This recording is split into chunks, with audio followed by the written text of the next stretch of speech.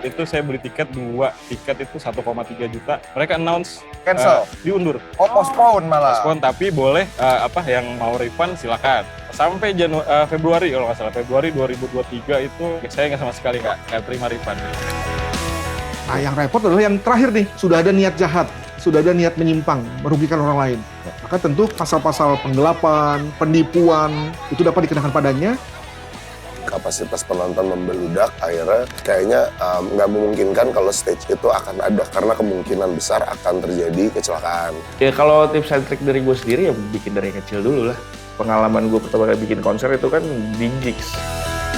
Makanya promotor atau festival tuh resiko gede karena peranan si modal itu penting banget. 100% modal tuh harus ada di depan, jangan 20%, nanti sisanya ya kita dari tiket bisa dapat segini, dari sponsor bisa dapat segini. Pokoknya jangan pernah menjadikan asumsi sebagai hal yang pasti gitu. Riset akademis kampus Australia, Deakin University, menunjukkan kaitan erat antara nonton musik dengan kebahagiaan. Perusahaan musik dan entertainment Inggris, O2, menggandeng Patrick Vigan, pakar ilmu perilaku Goldsmith University dalam penelitian, menyimpulkan rasa bugar dan bahagia yang muncul dari nonton musik bisa manjangin umur sampai 9 tahun. Adalah kebahagiaan, adalah keran perduitan, adalah celah bermain para setan.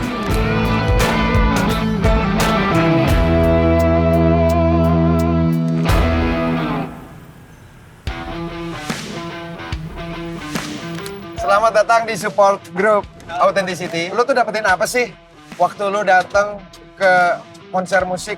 Kebahagiaan kayak apa sih?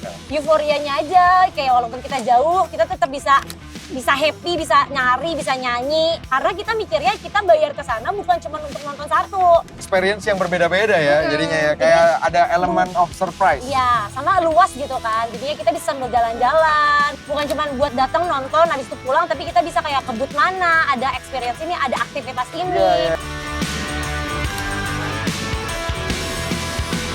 Hari ini gue udah ada di Bos Kreator nih. Dimana nih adalah tempat dari Ucup, Pestapora.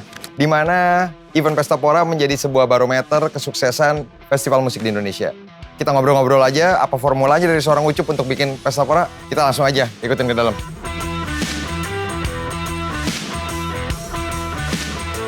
Lu ada formula tersendiri nggak sih, Mas Ucup, untuk bikin festival yang menurut gue lu bikin beberapa festival tuh sold out mulu, berhasil mulu, rame mulu. Alhamdulillah ya. Sebenarnya nggak ada rumus pastinya ya kalau secara bisnis bikin festival akan seperti apa. Tapi yang jelas gua sendiri akan benar-benar menghadirkan wadah dan fasilitas yang bikin orang senang, udah gitu aja sih. Jadi kayak lu memposisikan diri lu sebagai yang penonton, datang. Iya. Festival musik yang tadinya bisa bawa kita kebahagiaan, malah munculin modus-modus kejahatan baru. Gimana tuh menurut Mas Ucup? Ya, emang demandnya lagi tinggi juga. Terus ya maksudnya orang-orang yang terpapar kan orang-orang yang emang udah pengen banget gitu kan, tanpa mereka melakukan riset atau validasi dan lain-lain gitulah. Ditambah diyakininnya kan selain dia cuma naruh nama artis, mereka berstrateginya pinter dengan menggunakan platform yang kredibel untuk jualan tiketnya, walaupun hanya cuma berapa tiket yang dijual di situ, terus akhirnya ngebuka ke Google Form gitu. Sedangkan si penonton ini kan nggak mungkin ngecek langsung ke artis ya. Ke artis kayak artis DM siapa yang balas sih gitu.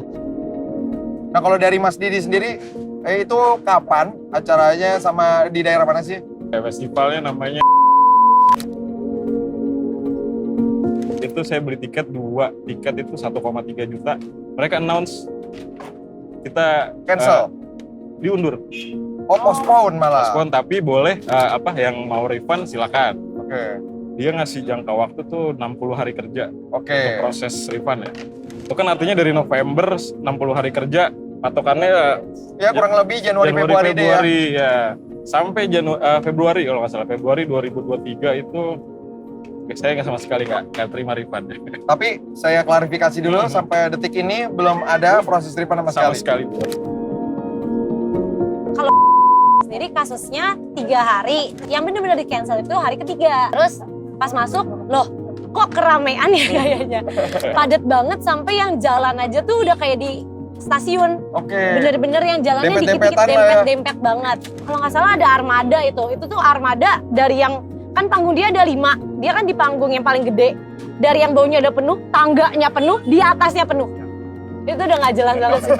Nggak jelas. Iya, buat masuk ke dalam ke stage yang di dalam pun, yang di indoor pun, masuknya itu teriak-teriak jadinya, buka dong, buka. Hari kedua jam 10 itu ricuh di dalam, yang ributnya sampai mereka kayak demo di dalam, yang mana sampai berujung malam itu dibawa ke polisi kan. Udah berapa tahun berarti sama kayak Bang Didi kan? Udah 2 tahunan itu nggak ada sampai sekarang kabarnya. Instagramnya setiap kali aku cek pasti nggak ada postingan baru, nggak ada story baru, nggak ada yang berubah.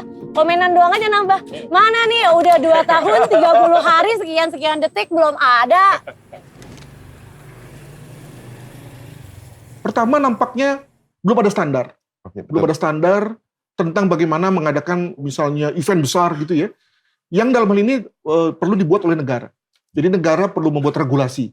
Yang kedua adalah tadi, kompetensi tadi ya, itu membuat lalu memastikan bahwa para pemainnya adalah orang-orang yang kompeten, tidak baru sekali main lalu langsung kemudian misalnya menjadi panitia bahkan gede gitu ya. Harus ada jam terbang. Ada kalanya memang begitu si pembuat acara ini terdesak dana gitu ya, maka kemudian dia ambil dana panas, misalnya dana dari pinjol gitu ya, atau dana dari pihak ketiga yang meminta bunga besar. Maka untuk itu supaya kemudian dia ingin dapat balik, maka kemudian dia perluas atau perbanyak jumlah jumlah penonton. Nah, itu saya kira hal-hal yang ujung-ujungnya menurut saya terletak pada integritas ya dari para pelaku bisnis di bidang ini. Kalau kita bicara mengenai penyimpangan uang ada 2. Ada yang bersifat force major yang tidak bisa dikendalikan, tidak bisa dikontrol oleh panitia, IO manapun yang jago tentu nggak bisa mengendalikan. Misalnya sebagai contoh hujan lebat, ya, bukan hanya lebat tapi dengan badai juga gitu ya, yang mana lalu membuat konser batal. Konser stage itu bukan hanya batal tapi tumbang gitu ya. Tapi ada insiden yang kita katakan sebagai unanticipated, tidak terantisipasi dan tidak diinginkan. Sebagai contoh misalnya kebakaran, ya, atau tiba-tiba ada banjir atau hal-hal yang mungkin tidak masuk kategori force major, tapi lebih kepada tidak bisa diantisipasi sebelumnya. Nah, yang repot adalah yang terakhir nih, sudah ada niat jahat, sudah ada niat menyimpang, merugikan orang lain. Maka tentu pasal-pasal penggelapan, penipuan itu dapat dikenakan padanya, bahkan mungkin juga pencemaran nama baik karena menyangkut juga orang-orang yang saya diundang tapi tidak pernah dikonfirmasi gitu ya. Betul. Nah, itu kemudian dapat dikenakan padanya. Kalau gue berdasarkan konfirmasi dulu semuanya sih. Ya mungkin kalau gue kan ke beberapa nama udah lumayan dekat lah, jadi kayak bisa kayak gitu. Tapi kalau nyatut nama untuk ditaruh duluan sih enggak. Sebisa mungkin yang semua yang udah di announce sama Pesapora ya pasti itu udah deal secara prinsip lah gitu. Beberapa festival bukannya gagal, tapi ada beberapa modus kejahatan yang ada di ruang lingkup festival ini. Contohnya gue pernah merasakan pengalaman buruk ketika mendapatkan pekerjaan dan secara administratif tidak terselesaikan dengan baik. Dan sebenarnya banyak banget modus-modus lain yang ada. Dan hari ini kita akan ke Hotel Borobudur, gue akan ketemu sama Teza Sumendra dan Renggo untuk ngobrolin tentang pengalaman mereka sebagai pelaku industri. So, ikutin aja perjalanan kita hari ini.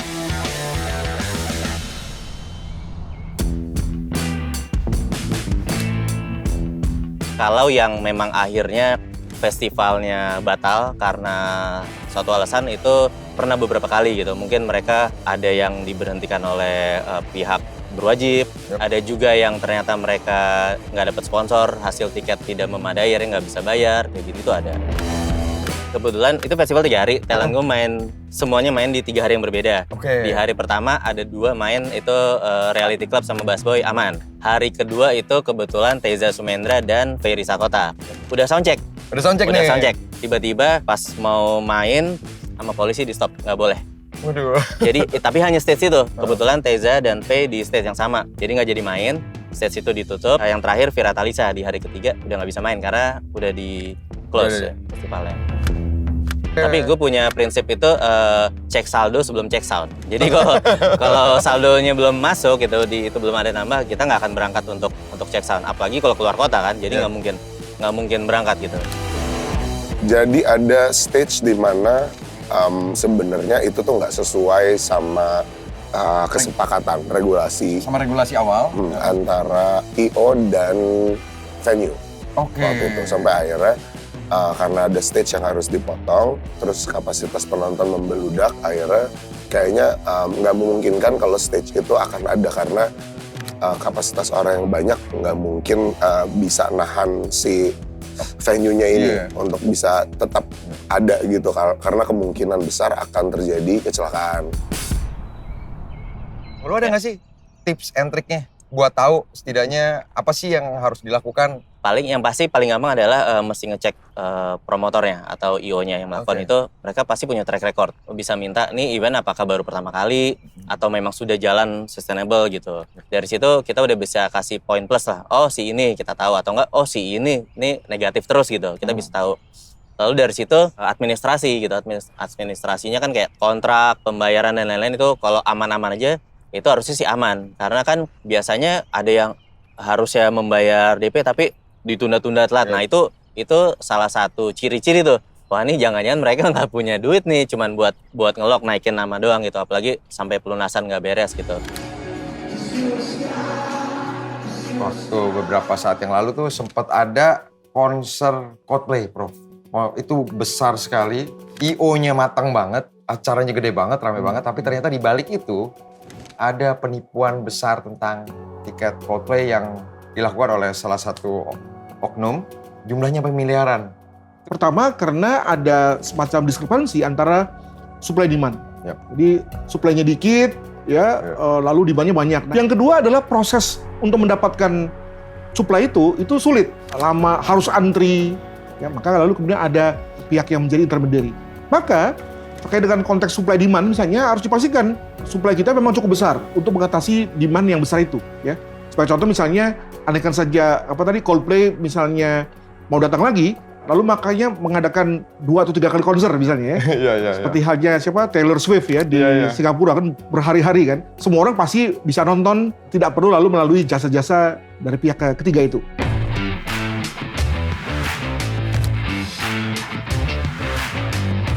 The Sound Project sebagai salah satu barometer event festival yang sangat bagus yang ada di Indonesia. Tapi gue pengen tahu justru sebenarnya pertama kali lo bikin Sound Project ini kayak gimana sih Mas Gana?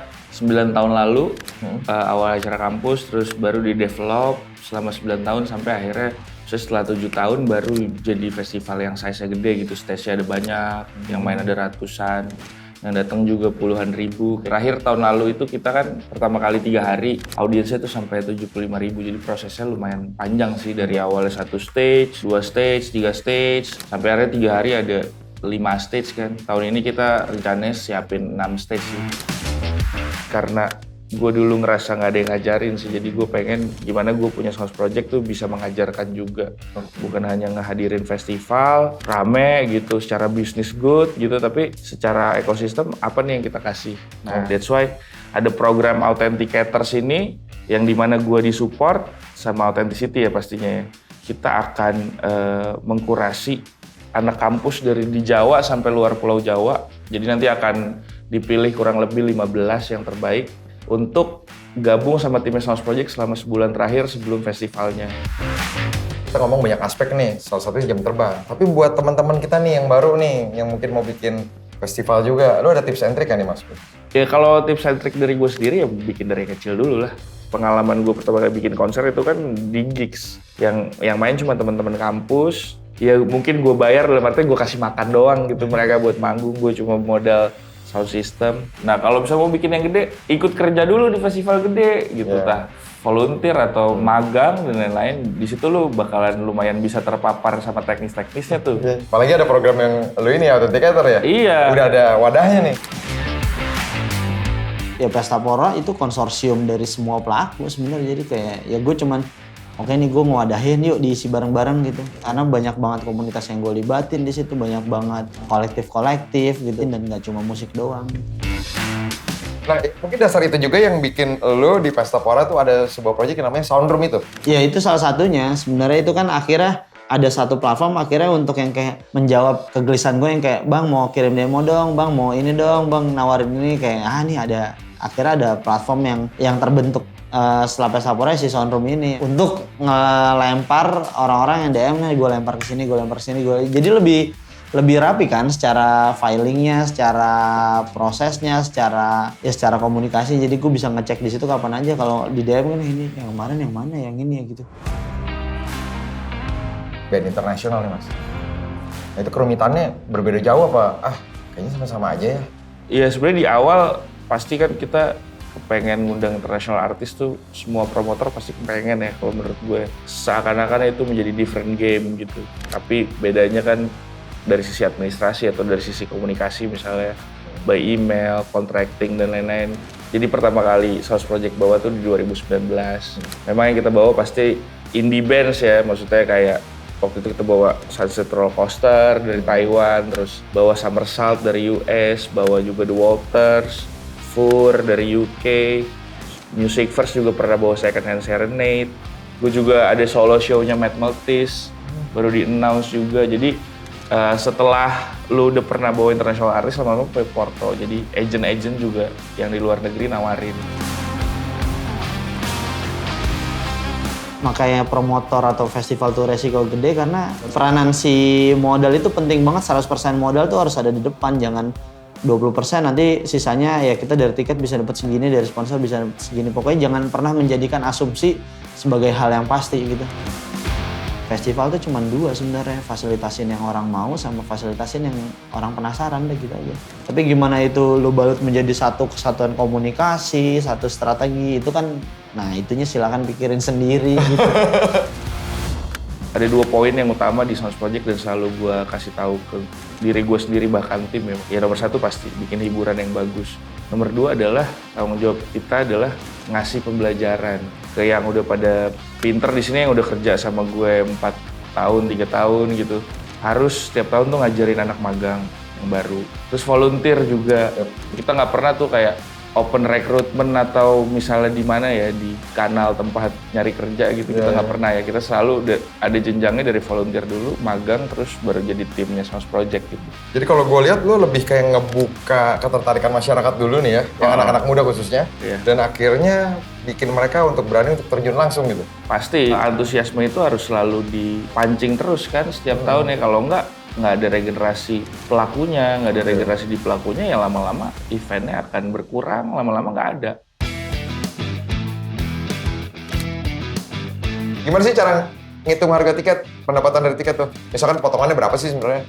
Itu tergantung lu pesugihannya di mana. Oke, gitu ya.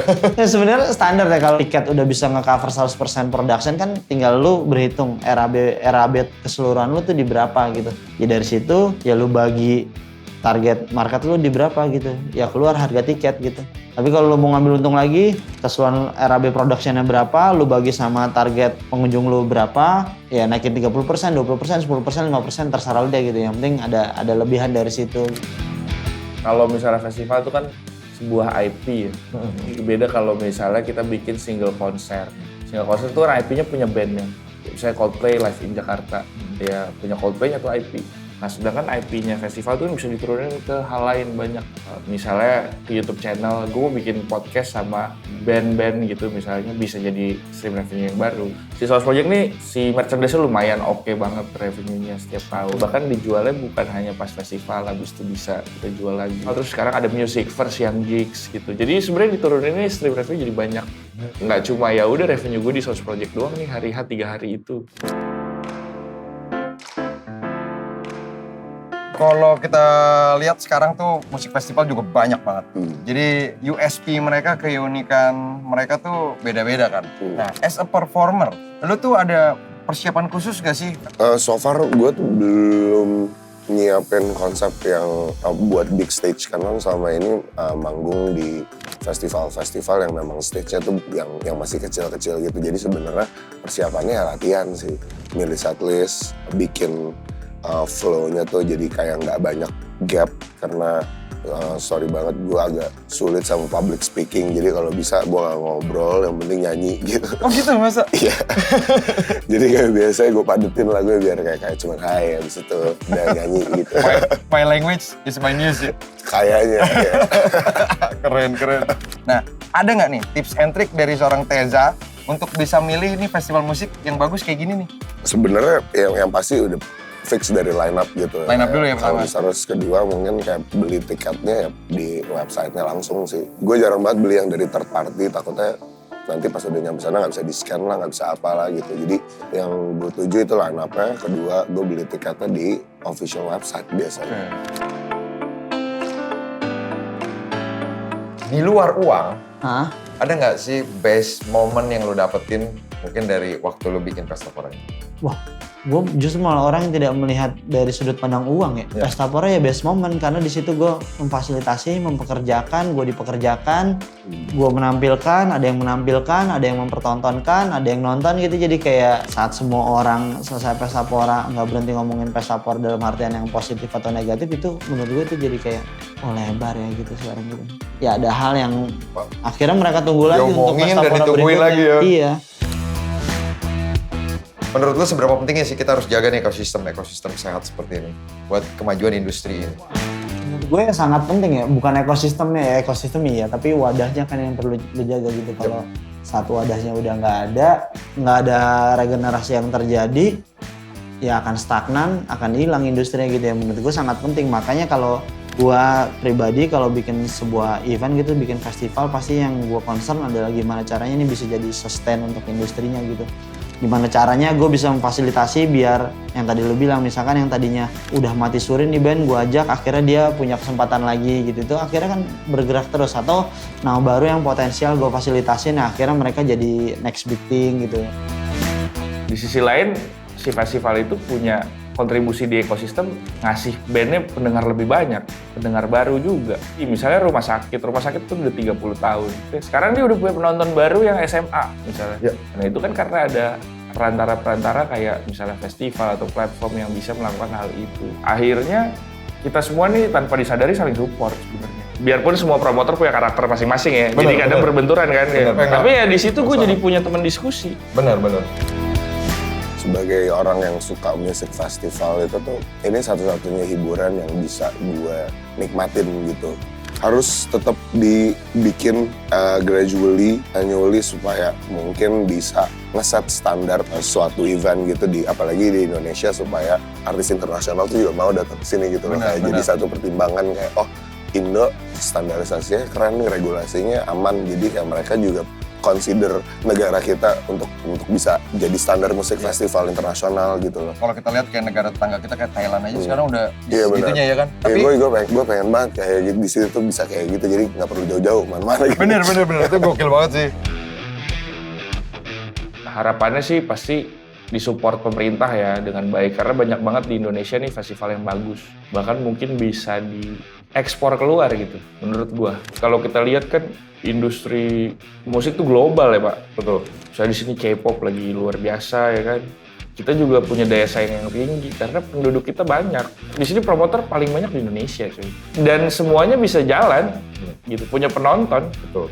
Harapannya sih lebih banyak orang yang berkarir di dunia promotor ya, di dunia industri pertunjukan, biar regenerasi itu terjadi. Maksudnya justru malah akhirnya lama-kelamaan makin berpikir kan, nggak mungkin lu bikin hal yang sama dengan yang lain ya kan, akhirnya tercipta wadah baru, tercipta lapangan bermain baru gitu, dan banyak lapangan pekerjaannya juga gitu. Harapan gue sih ya gimana caranya industri ini bisa gede dan bisa sustain, bukan lihat dari sudut pandang bisnis semata, tapi gimana caranya ini bisa menjadi hal yang emang long last lah gitu. Banyak yang terlibat ya, maksudnya sampai ke kru, sampai ke pengamanan, sampai catering, sampai banyak banget ya gitu. Pernah juga tuh waktu itu gara-gara festival yang sempat gue sebut yang di Senayan itu sempat izin dipersulit. Padahal dalam waktu dekat itu ada festival yang benar-benar proper, promotornya jelas, jadi mempersulit lah semuanya biar jadi jalan. Jadi efek ke ekosistem yang lain justru. Betul gitu. Akhirnya festival misalnya nggak jadi, kan yang bekerja di situ banyak, akhirnya mereka juga tidak terbayarkan, kasihan gitu. As a performer, gue pengen teman-teman di industri kreatif festival ini tuh jadi lebih bisa guyup, supaya standarisasi dan regulasi yang ada di Indo itu tuh bisa ada di tiap kota, nggak cuma di kota-kota besar gitu. Karena gue yakin tiap daerah gitu tuh pasti punya scene musiknya masing-masing, dan itu yang belum kita tahu selama ini kan. Festival tuh cuma ada di kayak kota-kota besar kayak Jakarta, Bandung, Bali gitu. Sementara Indonesia nih gede banget secara scene musik kebantu secara pariwisata, kita semua bisa jalan-jalan ke semua tempat di Indo gitu kan. Seru ya. Jadi maksud gue ya please be collective as a music lover, itu doang sih. Event musik tumbuh subur, beberapa terperosok dalam kubur. Satu hal yang gue pelajari dari perjalanan ini adalah kehati-hatian. Belajar dalam kontinuitas jadi niscaya, karena industri ini perlu dipertanggungjawabkan atas nama mereka yang bergantung kehidupan dan kebahagiaan di dalam lingkaran. Ya, seperti semua momen kebangkitan, tidak semua berhasil dalam lompatan. Kegagalan bisa ditebus pembelajaran, tapi harus ada gugatan untuk kejahatan. Ini bukan tentang skala, tapi soal cara. Yang kecil boleh tumbuh seperti semua kebesaran yang bermula dari sana. Dengan pengamalan pada keaslian. Muncul dengan identitas dan perbedaan. Karena sebaik-baiknya identitas adalah originalitas. Gue Iser James, ini asli gue.